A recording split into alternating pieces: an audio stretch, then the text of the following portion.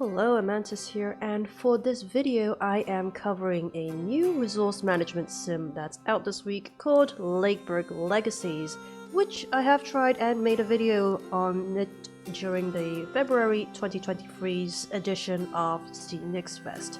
I fell in love with it, the artwork is beautiful, and it's a great take on changing up the city builder sim that makes it a little more exciting and spicier to play.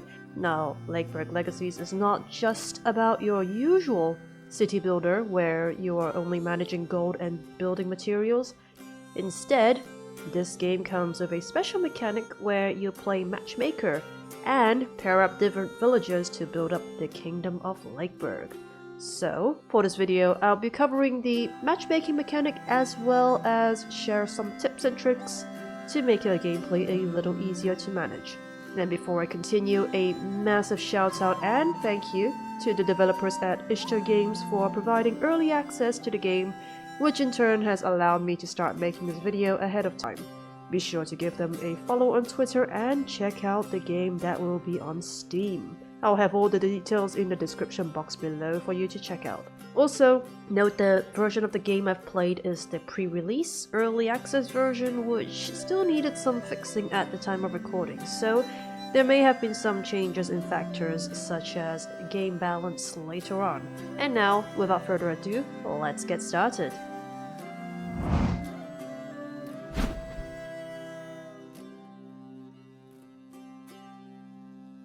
As mentioned in my introduction, Lakeburg Legacies is a resource management sim where you build up the Kingdom of Lakeburg with the end goal to gather as many prestige points as you can that will serve as a high score at the end of the game. Aside from the usual currencies in city builders such as gold, wood, and food, Lakeburg's unique game mechanic is the matchmaking process that allows you to marry the different villages to build up your city and generate a currency called hearts, which will be one of the main driving factors of the game that determines how fast you'll be building your resources.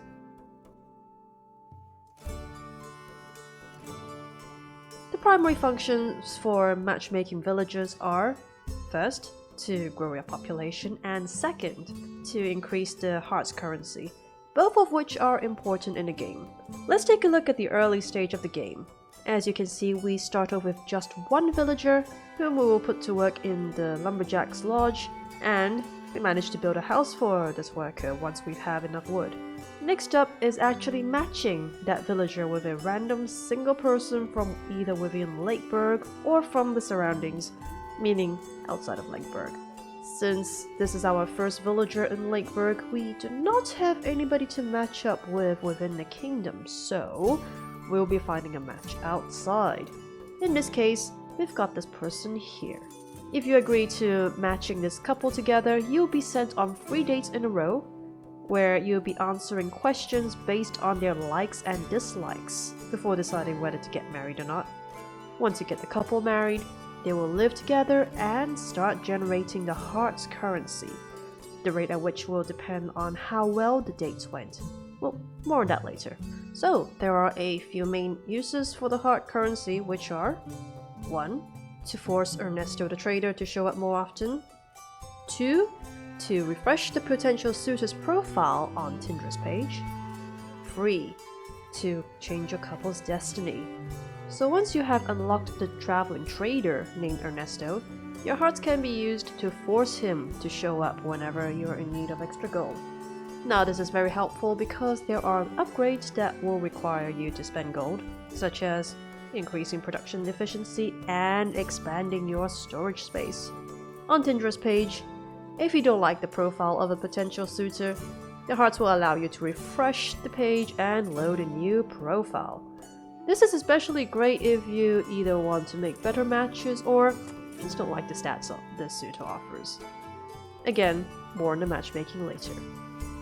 As for your couple's homepage, you can change their destinies by either improving their relationship by giving gifts with the hearts, or break them up, or force them to have children.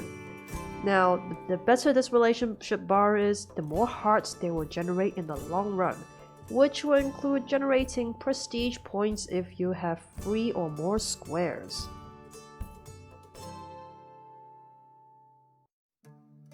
Next, I'm going to talk a little on my top tips about matching your couples and what you need to be aware of.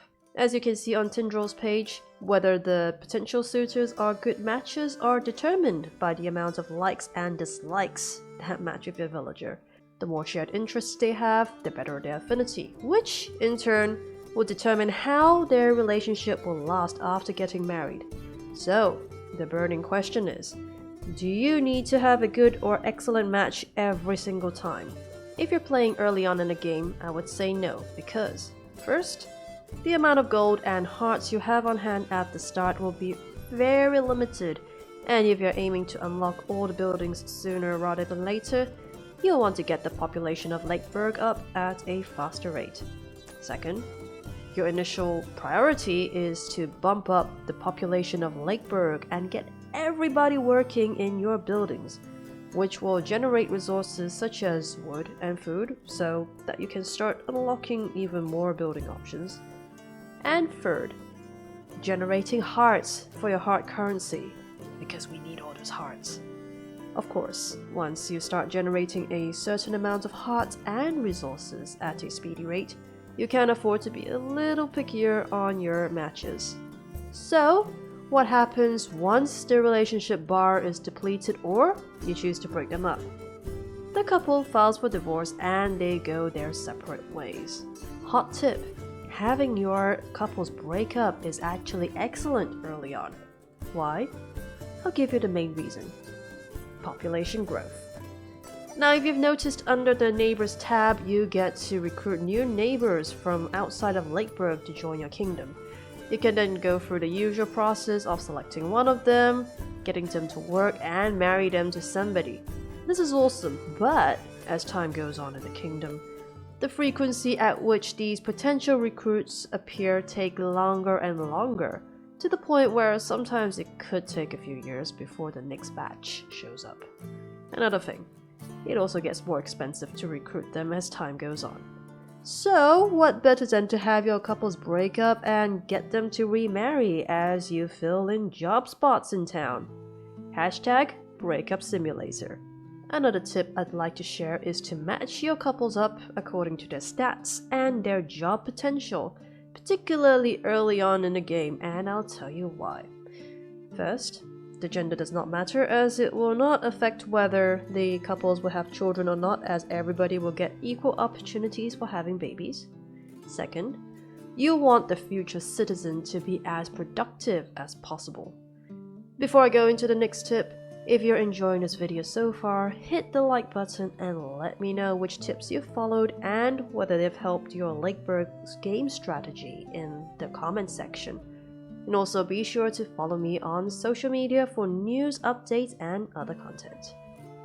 Next tip: in the case where there are massive numbers of divorces happening at the same time, don't be afraid to match your newly single villagers amongst those who are already available within Lakeburg. Because matching Lakeburg villagers amongst themselves, firstly, they are free, and second, they can free up some houses if both of the newly matched citizens still have their homes, as they will be moving in together. And finally, to speed up the matching process, try to memorize the likes or dislikes of the new suitor prior to going on the date question game, because in the long run, you can slowly get tired of reading every single item on the profile page when you're trying to efficiently get your population boom happening. And these are my main top tips for playing Lakeburg Legacies. If you'd like to watch a snippet of me playing the demo version of the game during the Steam Next Fest, go check out that video in the end. As always, thank you for watching, and I'll see you next time.